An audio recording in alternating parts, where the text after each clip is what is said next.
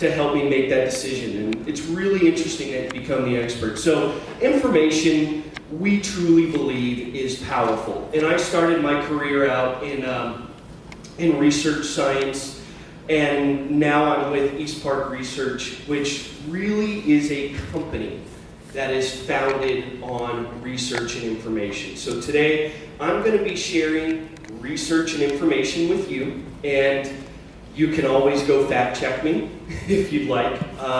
The information is sound. I've spent a lot of time digging and looking for the real results of things so that I can then communicate and give you the cliff notes, if you will. And so before I ever go back and start reviewing, I want to know and look at our history. Our history will always tell us a lot. So where were we and what can we learn from our history before we start taking some steps forward? And I'm going to look at a few years ago for the influenza virus.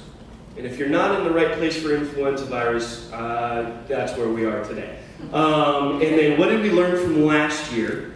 And then what did even they do in ancient Egypt?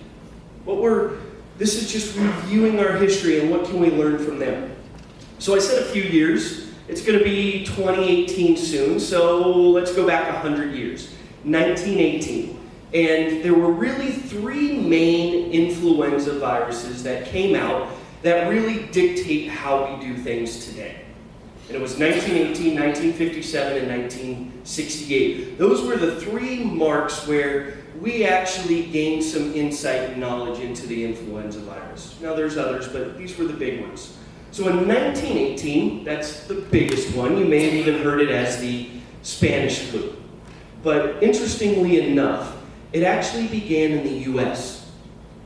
Now this is World War I, and in World War I, you weren't allowed to say anything that was going to hinder the morale because we were in war. It was actually illegal to do that. Well, along with our other allies. So even though the Spanish flu started in the United States and traveled overseas, the first country to really recognize it was Spain. Therefore, we have the Spanish flu. And how did it get there? We're in war times. We're sending our troops over, right? Mobility. Back then, you didn't travel that far. So we have a war where we're sending people overseas, and this flu strain now has the ability to travel.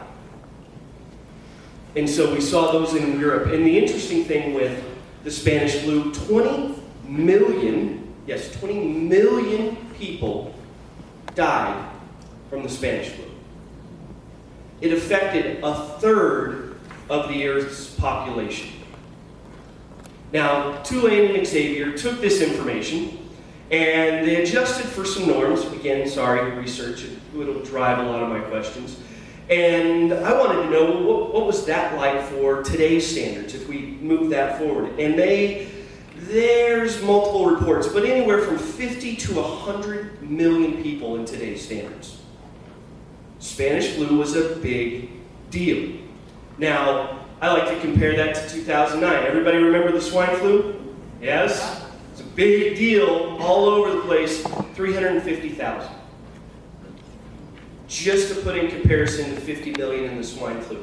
So I even like to take it a step further because numbers, for me, tend to dehumanize things. And so I want to really share, this is a letter from a doctor in the barracks during World War I. And it's a letter to the colleagues. These men start with what appears to be an ordinary attack of influenza. And when brought to the hospital, they very rapidly develop the most vicious type of pneumonia that has ever been seen. And a few hours later, you can begin to see the cyanosis extending from their ears and spreading all over the face until it's hard to distinguish the men. It's only a matter of a few hours then until death comes. It's horrible. One can stand it to see 1, 2, 20 men die, but to see these poor devils dropping like flies. We have been averaging about 100 deaths per day. Pneumonia means, in about all cases, death. We have lost an outrageous number of nurses and doctors. It takes special trains to carry away the dead. For several days, there were near coffins and the bodies piled up something fierce. It beats any sight they ever had in France after a battle. An extra long barracks has been vacated for the use of morgue, and it would make any man sit up and take notice to walk down the long lines of dead soldiers, all dressed up and laid out in double rows. Goodbye, old pal. God be with you till we meet again. And I read that because there's a reality to what we're talking about. It's the reason why I'm here. It's the reason there's healthcare professionals. My wife is a family nurse practitioner. Influenza is really a serious thing if you don't understand it. So what have we learned? What have we changed? What do we need to change? Can we stop anything? We know that this pandemic's spread. They spread quickly. And it's the 21st century. So we had World War I, where people are traveling, and now you can get in your car and drive 500 miles in a day. Why are we at a greater risk? Mobility. But interestingly enough, for the Spanish flu, mobility isn't the only factor. So, what's next? So for 30 years, nothing really changed. Life was good, everybody was moving forward, there was the flu, but nothing really stood out till 1957. Now, what makes 1957 so profound, if you will, is now there's this new strain. Now, we have vaccines, but this is the first time that immunity doesn't play a role. So back then, people didn't live as long. So if you were around for 1918, you didn't necessarily were still alive. And so we have a whole new group of people, and they weren't exposed to the horrible strain of the Spanish flu. So there were no immunity involved. And vaccines were adjusted and re-administered. Immunity levels in the general population increased, and vaccine responses were better due to priming. What does that mean? So people got their flu shot. Now, the virus changed, and the flu shot that they got wasn't the virus that came around. But because of the priming that was available, the immune system had a little bit better hold. So the biggest difference, they were similar in their ability to spread because our mobility had increased over that time frame. But now we saw a mutation. We saw a mutation in the virus that we could track. So the biggest difference in that 1957 to the 1918 Spanish flu was the mutation, or so we believed. And then we go jump to the next one, 1968. The 58, they were basically identical. The mutation happened, but guess what? Vaccines became available with that mutation after the peak. So one would think, comparing that a little bit of information, which one had a higher mortality rate? 1958, raise your hands. 58. 1968. Guess what? In 1958, 2 million people versus 1 million. And I'm a researcher. What? What is going on? Immunity. If you were around in 1958, there's a high likelihood you were around in 1968. You had some of those same antibodies, so the mutation was not as deadly. Make sense? So let's do it again. Mortality rate, 1968 was the lowest, right? Your immune system plays a huge role in how we interact. So what's the main difference between the Spanish flu, Hong Kong flu, and Asian flu? Mutation. Mutation was the biggest difference. Now, I started out saying, well, we believe the Spanish flu was an issue because of the mobility. What's interesting is that wasn't the case. In the Spanish flu, the virus was mutating so quickly that it would almost change from person to person. Now, they didn't have this technology, so they had to go back and discover and learn this. So this is very recent. But what's interesting about the Spanish flu, had a high mutation rate, but the mutation was less and less deadly. I'll say that again. It had a high mutation rate, but the mutation was less and less deadly. Yet we saw, in today's standards, it would be 50 to 100 million people. And my son helped me create some graphics. Oh. I'm going to go back. So, mutation. I'm a visual guy. It helps me to understand. And when I talk about mutation, I told you it changes from person to person, but let's take a bacteria and see how quickly this happens. Now, the audio isn't working, so I'm going to kind of walk you through what this is going to look like. The building was basically a petri dish, except that it's 2 feet by 4 feet. And the way we set it up is that there are 9 bands, and at the base of each of these bands, we put a normal petri dish thick agar with different amounts of antibiotic. On the outside, there's no antibiotic. Just in from that, there's barely more than the E. coli can survive.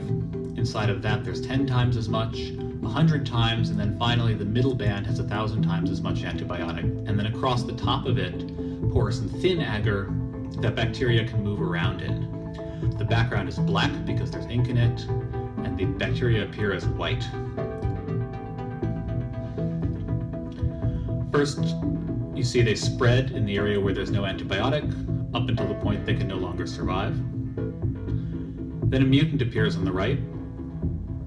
It's resistant to the antibiotic, it spreads, until it starts to compete with other mutants around it. When these mutants hit the next boundary, they too have to pause and develop new mutations to make it into 10 times as much antibiotic. And then you see the different mutants repeat this at 100.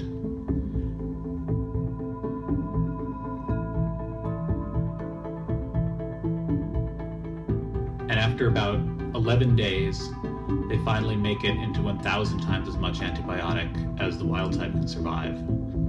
And so we can see by this process of accumulating successive mutations that bacteria, which are normally sensitive to an antibiotic, can evolve resistance to extremely high concentrations in a short period of time. So I'm not just making it up, right? I don't know if you caught that. 11 days. 11 days it took E. coli to mutate to be able to survive in 1,000 times antibiotics.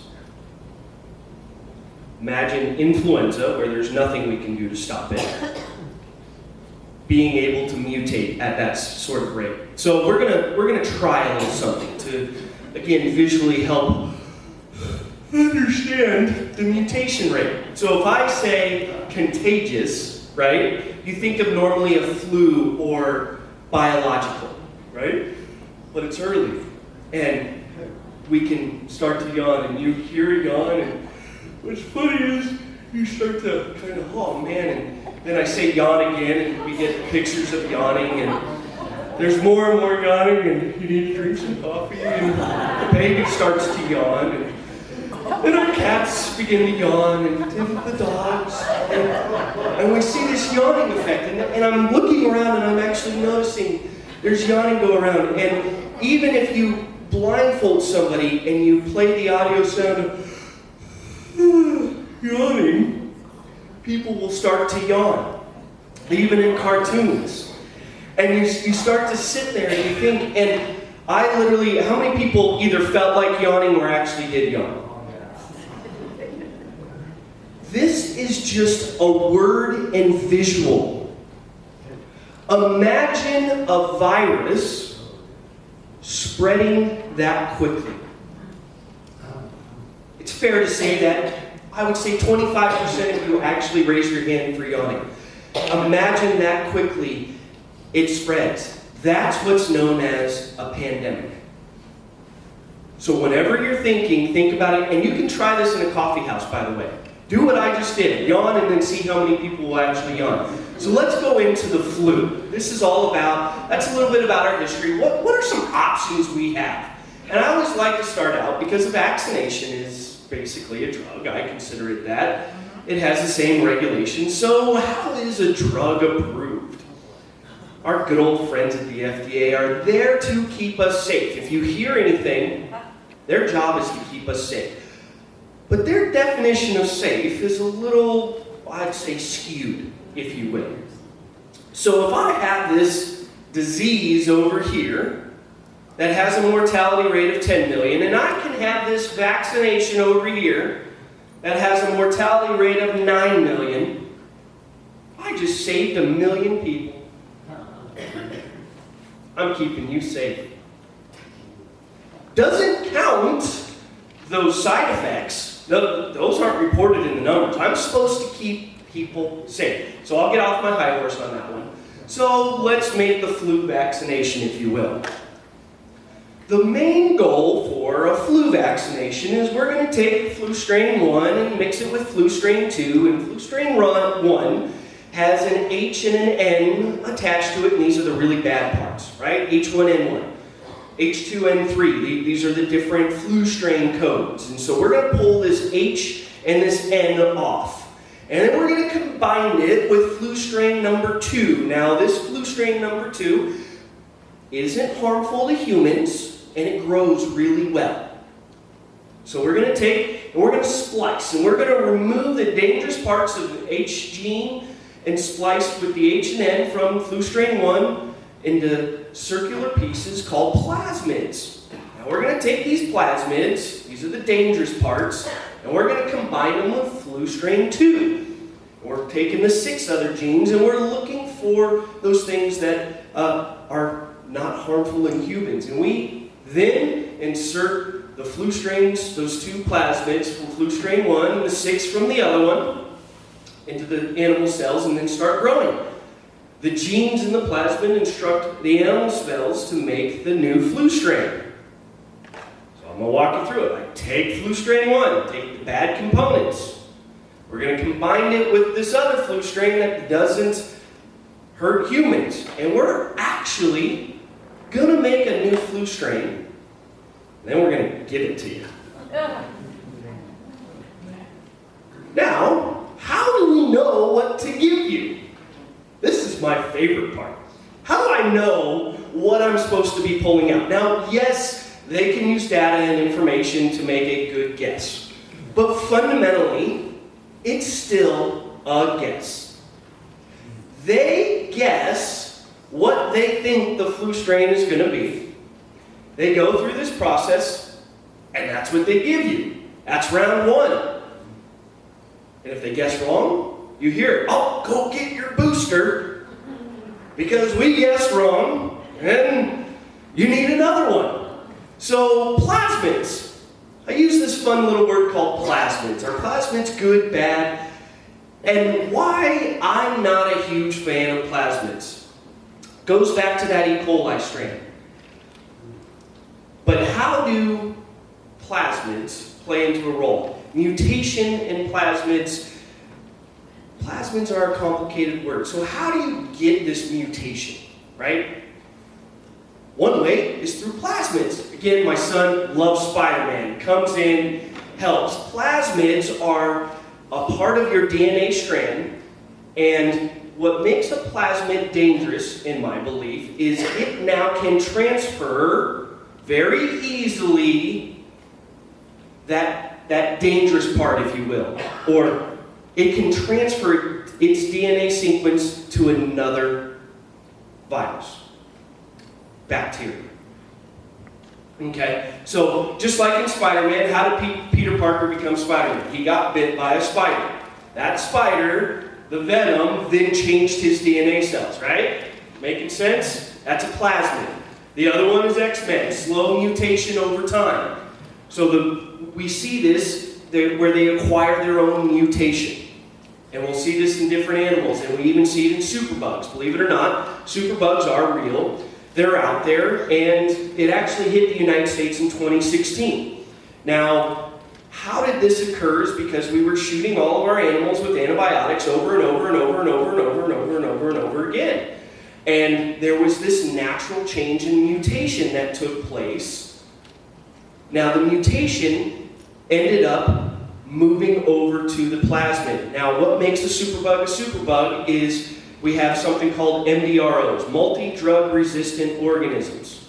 I'll say that again, MDRO, multi-drug resistant organisms. You're like, I've never heard of that. You ever heard of MRSA? You ever heard of staph? That is an MDRO, multi-drug resistant organism.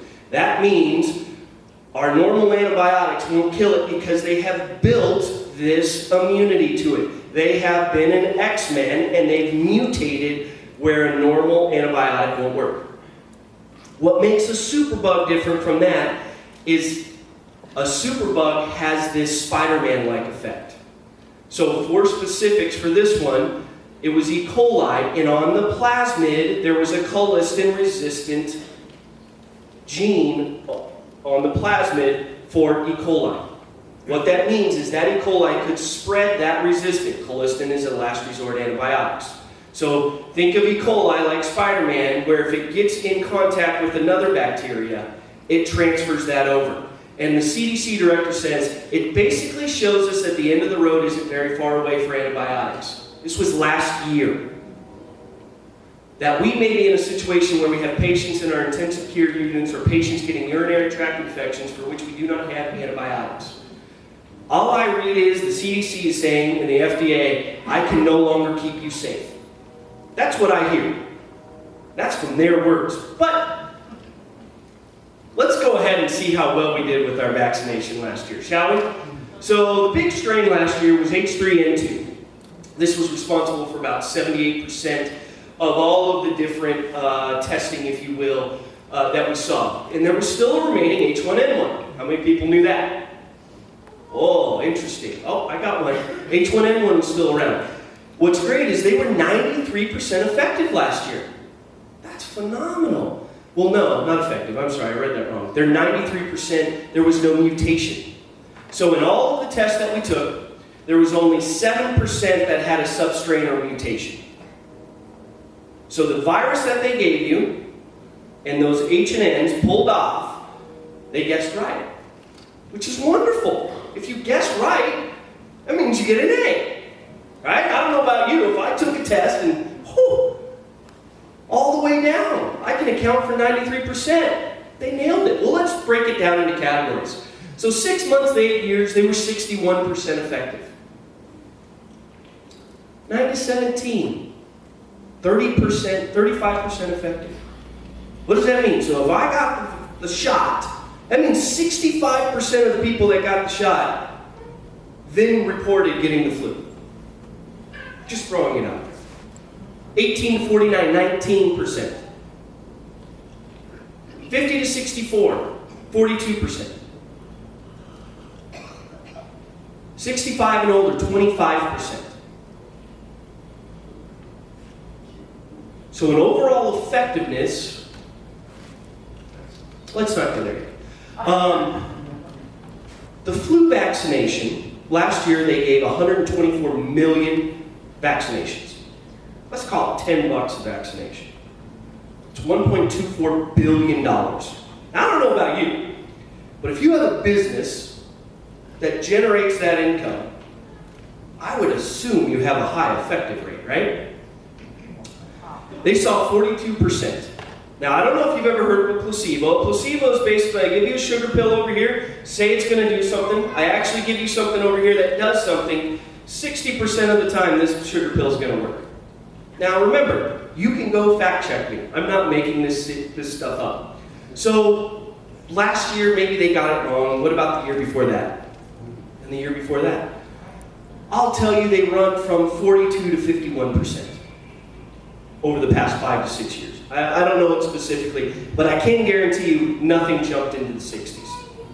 Now, this is my favorite part. We have systems of systems, and then we have more systems. Well, this is another system, and it's called VAERS.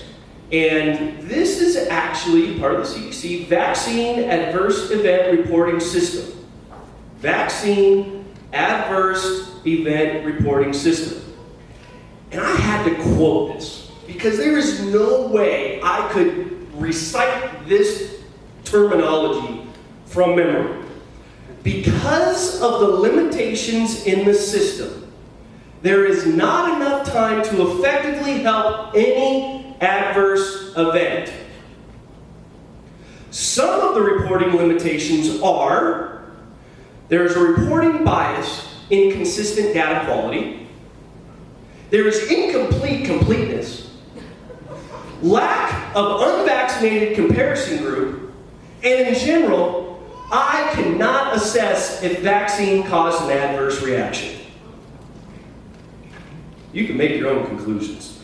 Tamiflu. So we're looking at an option. We've got this vaccination. It comes in. It's creating this new flu strand, which then works with our immune system to create antibodies, right? We've got that, but we've got this other option. So you don't have to get a flu shot. That's crazy talk. We've got another thing for you. It's called Tamiflu. Everybody heard of Tamiflu? Okay, so you can go. This is a prescription. It's great. It's an antiviral medication that blocks the actions of influenza virus type A and 2 in your body. It's used to treat flu symptoms caused by influenza virus in patients who have had symptoms for less than 2 days. It may also be given to prevent influenza in people who may be exposed to but do not yet have symptoms up to 6 weeks. So if I've given you a vaccination and I'm only 42% effective, there's a market there. That's 58% of people. Let's put together Tamiflu. And if you feel like it, we can go ahead and give this also. I'd like to look at side effects for a second. Now, this is just the standard allergic reaction, but what I love is you can pull some different things in there. And some people using Tamiflu have had rare side effects of sudden confusion, shaking, problems with speech, hallucination, or seizures. These symptoms have occurred most often in children, but it is not known whether Tamiflu was the exact cause. Anyone using Tamiflu should be watched closely for signs of confusion and unusual behavior, especially in children. Well, we're going to improve that, remember? Now, additional side effects. You go ahead and you start to feel nauseous and sick. So you go ahead and take a drug that has a side effect of nausea and vomiting, headache, and pain. To each their own. What I loved about it, on their whole list of everything, it literally had, this is not a complete list of the side effects. So you can make your own conclusions. We've got this vaccination, but if you've heard me once, you've heard it again. I keep bringing up immune system. Why was 1958 so great? Because it gave us the chance to see how well our vaccinations work. Because the immune system wasn't available. In 58 to 68, what made that a less mortality rate in 1968? Because you heard of an immune system. There was an immune effect. We had these antibodies. We've got this vaccination that we're giving and creating a new virus. But what is it really doing? It's going in. It's not harmful to humans, so our immune system is going in and becoming stronger. So how does the immune system really work? And I break it down into two big pictures. We got this macro. These are things that we can do every single day. Believe it or not, giving yourself a hug, getting enough sleep, exercise, rest. And then there's this micro. This is the actual white blood cells. This is getting down to the cellular level. Inside your white blood cell, think of your white blood cell like Pac-Man, right? Pac-Man, everybody knows, comes along, eats up that virus, the bacteria, the fungus, the pathogen. Inside that Pac-Man is something called ROI, reactive oxygen intermediate. That is the strength of your white blood cells. So the stronger we can make your white blood cells, cellularly, the healthier you are. But we also know, on a macro level, doing things externally, eating right, those sort of things, also helps us. So what I love about the influenza vaccination and what they recommend, this is the whole list of people that shouldn't forego, and I'm sorry, healthcare professionals out there, you're always on here because you have the biggest chance of spreading it. But if you notice, the majority of these on here are basically those that are immunocompromised. Even the vaccines know that the people that are at the biggest risk are those with a compromised immune system. It's spelled out in their list, not mine. I just highlighted the few. So I'm going to go through something called health debt. How many people actually remember having a TV where you had to turn the dial to the U to then get those other numbers because that was the high-tech TV, right? That's what I'm talking about. Well, if you still have that TV, awesome for you. But technology debt, in order to replace that one TV, it's amazing all of the different things you need. Makes sense? Oh, an HDMI cable. Oh, I've got to have this. You have to buy all these things. That's technology debt. There's also something called health debt. What is your health debt? Well, what are the things that come in and compromise? And here's a long list that we'll go through. Stress. Stress is one of those factors that will come and play and decrease, your health. And you've got diet. Not literally diet soda, but your diet, what you're eating is a factor. Excess alcohol. Lack of sleep. Yes, sleep is important. I don't care how much you want to work. Obesity. Lack of exercise. As much as I feel allergic to exercise because I get sweaty and the weights are always so heavy. So I try not to. But then medications, they actually hinder our immune system. Lack of hygiene. Radiation exposure. Sunlight and dehydration. These are all those macro things. So I'm going to let you, in your own head, imagine you start with 10. And if you have one of those, go ahead and subtract one. Then subtract another one. And you can rate your scale A, B, C, D, or F. And that's just on an external level. So you can make your own conclusions on how healthy your immune system really is. So we've got this macro and micro picture, right? It's coming. So the micro picture, or alternative measures, we've got the vaccination, we have Tamiflu, and then I always throw out your immune system. There's lots of things out there that help with your immune system. I'm sure you're going to hear at least 20 things that help with your immune system. And if it works for you, hear me. Do it. Get your immune system where it should be. Now, I left number 10 blank because how did they do it back in ancient Egypt? I started out saying we're going to look back a few years, last year, and now in ancient Egypt. What did they do in ancient Egypt?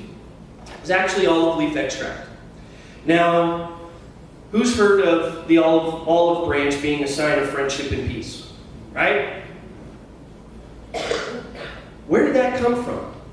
Ancient Egypt. They would chew on the leaves of an olive branch. Chew on the leaves, and then spit them out. Chew on them, spit them out, chew on them, spit them out. You had to have a friend bring you an olive branch. They knew something was happening even back then. Now we're in a church, so I'm even going to go biblical. The leaves heal the nations, right? The olive leaves. So, but I want to keep it where we're looking at immune system, and you've heard, you can look at your debt and see where you're at. You know it in your head. We know something was going on, but what are some things to look for specifically? How do you know what natural approach, if you will, to boost your immune system do you want to take? And I kind of recommend everybody to look at 3 things. Now, I am from East Park Research, so I'm going to answer these questions about me directly, but feel free to use them for any approach. They're not just one. And I always start out with, is this a flash in the pan? Or why is somebody here? All the time I say, here's the goji berry. Here's some purple rice. Here's these new things. They come and they go. I call those a flash in the pan. Well, why did you start out? Why were you here?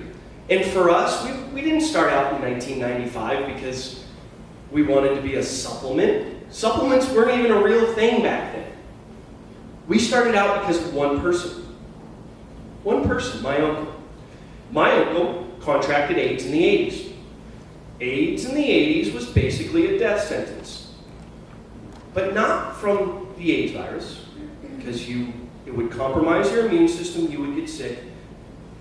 That is why it was a death sentence, the pneumonia you got. So my grandfather purchased research from Upjohn, sold everything, started research, then took him another 7 years to try to find something.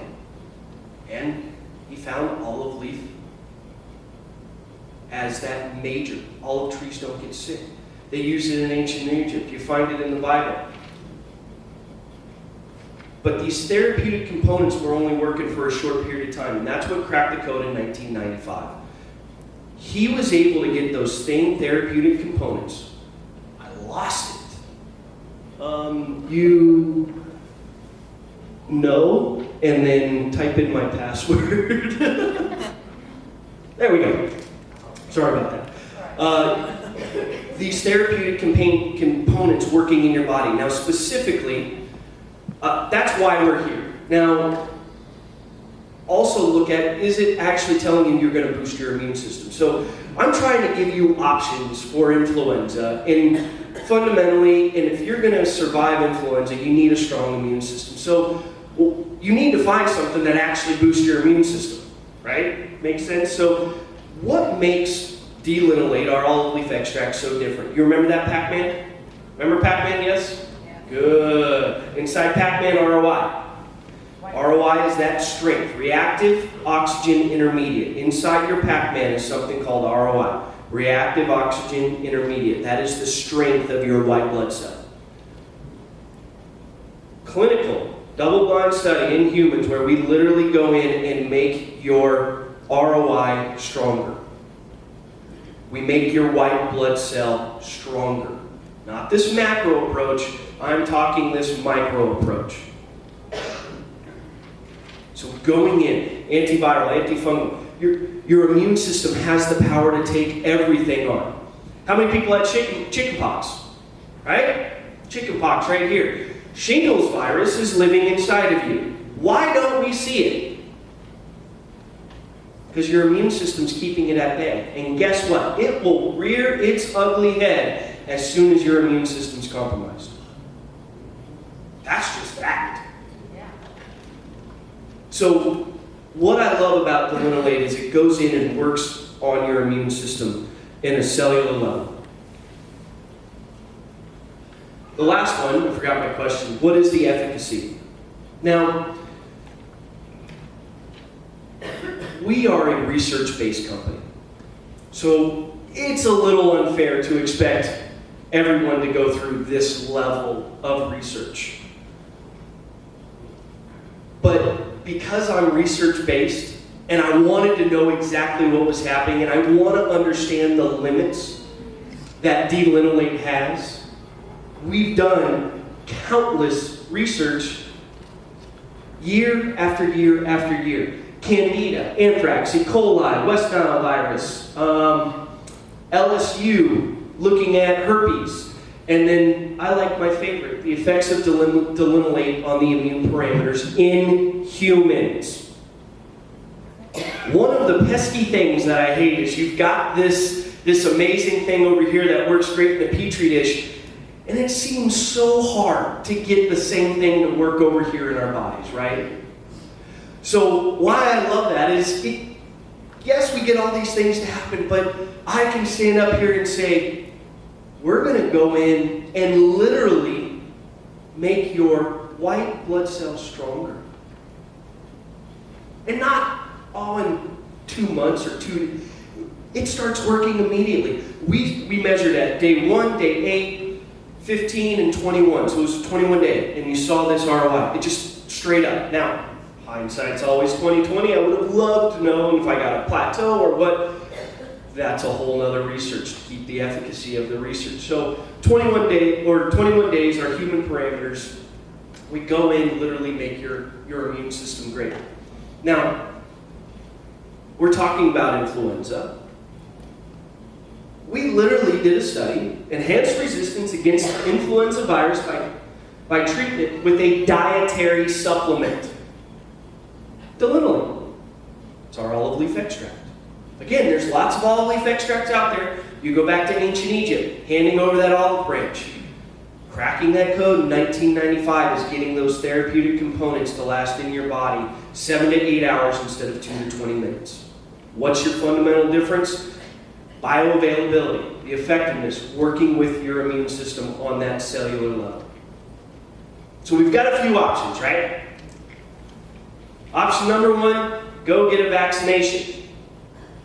About this bit of you will be protected, and everybody else, thanks for your money, we'll move on. Or, for all of you, we've got Tamiflu. And we have a third option. Your immune system, because that vaccination is using your immune system to fight that virus. Your immune system is the key. And hear me, I don't care what you do. Get your immune system stronger. Make some choices. Get your health debt up. Anything you do to better your immune system is going to make you better today than you were yesterday. And then tomorrow you're going to be a little bit better. I'm not asking you to take a huge jump. Take those baby steps moving forward. Get that immune system stronger. Delinolate is one of those products that not only is clinically tested, not only has research on the influenza virus specifically, isn't a flash in the pan, and clinically works. And if you go over to the natural market, they're giving you 20% off. I'm giving you a free bottle of our cold and flu because there are going to be people out there that heard what I said. I guarantee you, you're going to buy it. You're going to go, man, that was awesome. Right? And it's going to sit on your counter. Can guarantee it right now. So I put in a little bottle called our Delinolate Plus. Delinolate Plus is for those of you that forgot to take that little step each day. That's for you, okay? You start to feel something, you take 2 of those, follow the label. It's 2 every 6 hours. The funny thing is, in a couple hours, you start to feel better. Now, the biggest problem I have, if you hear me, you start taking it, by the end of the day, you feel great. It's 3 days. I'm asking for 3 days. Don't stop for 3 days, because what happens, I come in, I power up your immune system, we knock it down, and then you stop, and it comes back with a vengeance. So give me 3 days, follow it all the way through, then I'll be a believer out of you, and then you can go back on that regular dose. Make sense? Okay. All I'm asking, take that first step. Take the first step in getting your immune system strong. And if you don't want to take that first step, have our Delinolate Plus sitting in the counter, because it's going to happen. I can guarantee you. Or you're going to have a friend. And so I just want to say thank you to the natural market.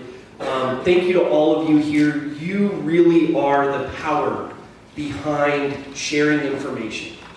And I just want to reach out and say thank you so much for learning. Take the information, look it up, do some research, and get your immune system stronger literally today. Because I will tell you, there were already reports, positive reports of the flu, starting as early as August.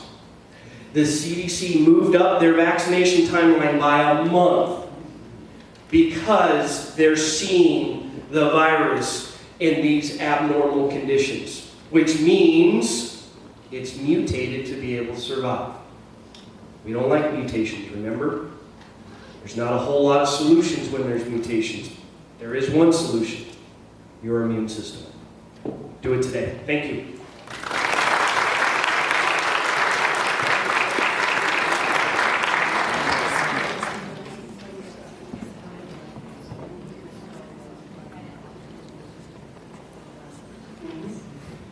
Okay, so there's a lot of anecdotal reports, and one of the questions was, and I'll take a couple questions since 5 minutes, so I'll take a couple questions, was how quickly the cold and flu product works. You can see literally a cold or a flu, that's the Delinolate Plus that I'm talking about. It has 500 milligrams of olive leaf extract. That's what's going to go in and boost that immune system. You get the regular bottle of Delinolate, it's got 500 milligrams of. There's no difference. The plus is the neem, the echinacea, the homeopathic blend that goes in and does the power punch for me. What's exciting and scary all at the same time is how quickly we see someone start to feel better. It starts working immediately, but we see somebody in about 2 hours start to already feel better. And we've even seen it as early where they're all the way back. That's where I was saying, don't stop taking it. Give me my 3 days because I don't want it to come back with a vengeance. So we've got 5 minutes. Let's take a couple questions. Yes? I was wondering, like for children, is there a certain different strength you would want to give them? Wonderful question. For children, is there a certain different strength? And children are always really hard to do studies for because you just can't do it. Additionally, the dosage and the ratio. So I'm going to give you your answer. We actually have an easy to swallow. And on the easy to swallow, for those of you that don't like to take pills, we put a calculation on there for you. 10 milligrams per pound. 10 milligrams per pound. This works well with pets. We heard last time, pets have a very similar immune system. So anyone that you are going to give Delinolate to, even if they're smaller, you're going to be looking at that 10 milligrams per pound, and you can open the capsule and all those different things, however you want to give that to whoever. So the question was, children, dogs, pets, animals, we have easy to swallow available for those different people. Any other questions? Yes? Does that affect any certain medications people can take for like their heart? Great medication question. Let me answer this appropriately. If you are on anything from your primary care professional, your primary care doctor, they're giving you something, I'm going to always recommend you listen to your primary care physician. Now, if they are giving you something that is designed to suppress the immune system, so these doctors are giving you something and they want to suppress your immune system, chemoradiation, those sort of things, steroids, bronchitis, those are things that are suppressing the immune system. Please do not take Delinolate. They're going to call me and yell at me. I've had this with radiation patients. They went through all this chemoradiation, doctor did the results, their immune system was doing better now than afterwards. It is strong and powerful stuff. Listen to your primary care, and all you have to do, you call your doctor, they'll put you through to some nurse practitioner and go, hey, I want to take something that boosts my immune system. They're going to go, you're on steroids, you can't take this. You have to listen to them. Otherwise, you're throwing money down the drain. Well, why am I on that? Understand, they will know more. And if you really want to boost your immune system, talk to them and find out if there's another way. So to answer your question specifically, if you are on any immunosuppressants, I'm going to have to say no. But always consult your primary care. I answered everybody's questions. You guys are flu professionals. 100%, right? I got one. Go on. What's the youngest How young? I'm going to leave that up to you. There's a lot of different approaches with parenting. I have kids. There's certain vaccinations that you can do some research on that we haven't seen a lot. As far as boosting your immune system, I love for kids to get sick, believe it or not. It helps build their antibodies. Well, you can go ahead and start boosting it even with the Delinolate. If I see something with my kids, I give it to them directly. I know lots of people do. I'm going to kind of put that at whatever age. Now, a lot of times the biggest issue, it is bitter. It's a bitter, pure olive leaf. I mean, I don't add anything into it. What I get from the leaf is what you get. So it is pure and it's bitter. That's usually the biggest issue we have with younger kids. Last one, yes. Oh, and I'll be at my booth afterwards. And so, yes. Cat scratch fever, does it knock that out? Okay, so I'm going to start getting a bunch of questions and asking about very specific items. Here's what you need to know and understand. Delinolate isn't this magic thing that's going to go in and kill off a virus, a bacteria, a fungus, a pathogen. It does one thing, but it does that one thing really well. Gets your immune system strong enough.